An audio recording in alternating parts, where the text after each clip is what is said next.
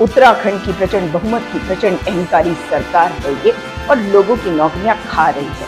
और कैसे मिलीभगत चल रही है केंद्र की सरकार की राज्य की सरकार के साथ, आज उसका नमूना आपके सामने है। जायडस वेलनेस कंपनी को किस तरह से खत्म करके कंपनी भाग रही है, और खत्म कंपनी नहीं हो रही, क्योंकि कंपनी जो है वो कहीं और जाकर नई सब्सिडीज लेगी, मगर अगर किसी को खत्म करेगी तो वो है जनता, वो जनता जो इनके यहाँ करती है नौकरी। इस कंपनी ने क्या किया है ये बताती हूँ आपको। इनके यहाँ 150 स्थायी कर्मचारी है और 1050 के करीब टेम्पररी यानी कि अस्थायी कर्मचारी। मगर आपको याद है कुछ वर्ष पहले ठीक कोरोना के बीच में किसान कानून ऑर्डिनेंस के तहत पास किए गए थे। एक और ऑर्डिनेंस तब भी आया, एक और संशोधन करने की तैयारी, और वो किसकी? वो लेबर लॉज यानी कि श्रम कानूनों में, श्रम कानूनों को खत्म करने का तरीका ढूंढा था इस सरकार ने। और श्रम कानूनों के साथ कौन सा खिलवाड़ हुआ ये बताती हूँ आपको। जायडस वेलनेस कंपनी है सितारगंज में, और किस तरीके से आज वहां के लोग सड़कों पे आ गए हैं ये बताना चाहती हूँ।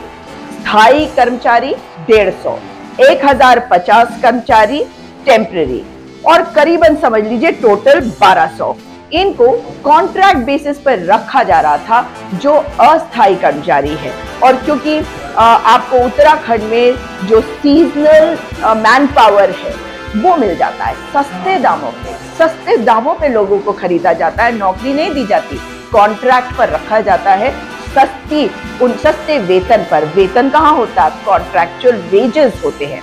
मगर अब इन्होंने क्या किया, एक कॉन्ट्रैक्टर आता है और वो कहता है कि मैं लोगों को ले आऊंगा, आसपास के इलाकों से ले आऊंगा, मगर वो जाता है उत्तर प्रदेश और वहां से लोगों को ले आता है।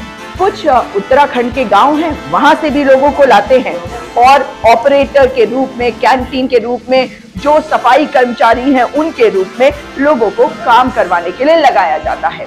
11-12 साल की इनकी नौकरी जब हो जाती है, अचानक इनको कहा जाता है कि तुम्हारी नौकरी हो गई है खत्म और हमारी कंपनी उठ रही है। पहले कानून ये था कि अगर 200 से कम कर्मचारी है तो आप किसी कंपनी को बंद कर सकते हैं बिना किसी परमिशन के। मगर मोदी सरकार ने श्रम कानूनों में बदलाव किया और कहा कि अगर किसी कंपनी में 300 से कम लोग हैं तो उन्हें किसी से परमिशन नहीं लेना पड़ेगा। और इसी कारण से जायडस वेलनेस से उत्तराखंड से अपनी कंपनी से सब लोगों को निकाल दिया, एक दिन बता दिया कि हम यहां से जा रहे हैं।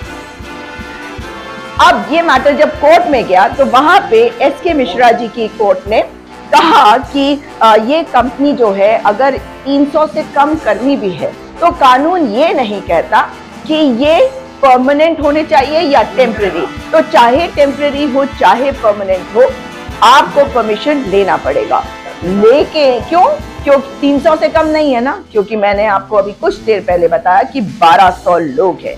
और इसके बाद केस को कैसे घुमाया जाता है, कैसे लटकाया जाता है, ये जायडस की कंपनी ने बहुत अच्छी तरह से दिखाया। हाँ, जो सचिव हैं यानी कि सुंदरम जी, उन्होंने भी इस बात को माना था कि इस तथ्य में बल है कि लोगों को ऐसे नहीं निकाला जा सकता, और इतनी बड़ी संख्या में तो बिल्कुल नहीं निकाला जा सकता।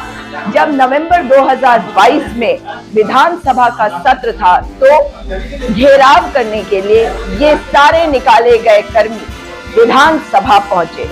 ये आए, सितारगंज से आए और सीधे पहुंचे विधानसभा। उस वक्त हमारे 2 कांग्रेस के विधायकों ने इस मैटर को उठाया था, और जब इसको उठाया गया, एक भुवन कापड़ी जी और दूसरे सुमित हृदयेश जी, जब उन्होंने इसको उठाया तब सरकार ने कहा कि निश्चित तौर पर इनको रखा जाएगा, इनको नहीं निकाला जाएगा, और तमाम तरह की बातें करने लगे।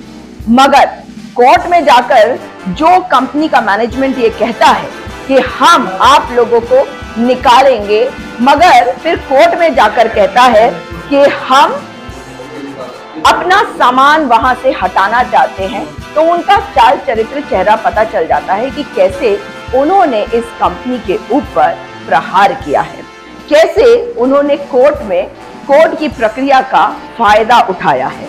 लेकिन वो कोर्ट का फायदा उठा ले। हमारी सरकार क्या कर रही है, मैं ये जानना चाहती हूँ। सरकार जो होती है वो हमेशा सबसे सशक्त होती है। जो विधानसभा जहाँ कानून बनते हैं उससे ऊपर कुछ नहीं होता अगर कानून साथ दे। मगर मोदी सरकार ने जो किया है वो बताता है कि मोदी सरकार अपनी मर्जी से अपने अहंकार में जो जी में आ रहा है वो कर रही है। मगर हमारी सरकार उत्तराखंड की बोल नहीं पाती है। हमारी उत्तराखंड की सरकार क्यों नहीं बोलती कि पहले HP और अब जायडस वेलनेस के लोगों के साथ नाइंसाफी हो रही है, क्योंकि मोदी जी ने वो कानूनों में संशोधन करवाया और श्रम कानूनों में बदलाव करवाए। कौन देगा जवाब? मोदी जी को जवाब देना होगा। अब ये बताना पड़ेगा कि इनकी जो सैलरी है वो भी नहीं दी गई, तो क्या ये जिम्मेदारी उत्तराखंड की प्रचंड अहंकार वाली प्रचंड अहंकारी मुख्यमंत्री पुष्कर सिंह धामी की जिम्मेदारी नहीं, जो बाकायदा नाकारा, निठल्ले और मक्कार मुख्यमंत्री है। वो किसी से मिलने को तैयार नहीं होते क्योंकि उनके अंदर क्षमता नहीं। तीन मुख्यमंत्रियों वाली पिछली सरकार के आखिरी मुख्यमंत्री इस बार हार गए, पर क्योंकि मोदी का अहंकार है, मोदी ने कहा है कि मुझे तो इसी को बनाना है मुख्यमंत्री, एक हारे हुए विधायक प्रत्याशी को दोबारा चुनाव लड़वाकर जितवाकर जबरदस्ती बेइंतहा पैसा जनता का बर्बाद करके मुख्यमंत्री बनाया, तो वो मुख्यमंत्री कैसे मुंह खोलेगा प्रधानमंत्री मोदी के सामने? अब ये बताएं, सचिव महोदय बताएं, सुंदरम जी बताएं, ALC बताएं, DLC बताएं और मुख्यमंत्री जी बताएं कि इन लोगों की सैलरी कब दी जाएगी। ये कंपनी यहां से भाग रही है और आप इन्हें रोकने के लिए क्या कर रहे हैं, ये बताएं मुख्यमंत्री जी। पहले HP कंपनी भागी, अब जायडस वेलनेस कंपनी भाग रही है, और क्योंकि आप देहरादून में बैठ गए हैं तो आपको सुनाई नहीं देती वो आवाजें जो सितारगंज से आती हैं, जो उस क्षेत्र से आती है जिस क्षेत्र से आप आते हैं। मक्कार हैं आप मुख्यमंत्री जी, मक्कार। और ये बताइए कि आपकी मक्कारी किस लेवल तक जाएगी, कितना नीचे गिरोगे, लोगों की नौकरियां कब तक खाओगे? शर्म करो और डूब मरो मुख्यमंत्री, डूब मरो।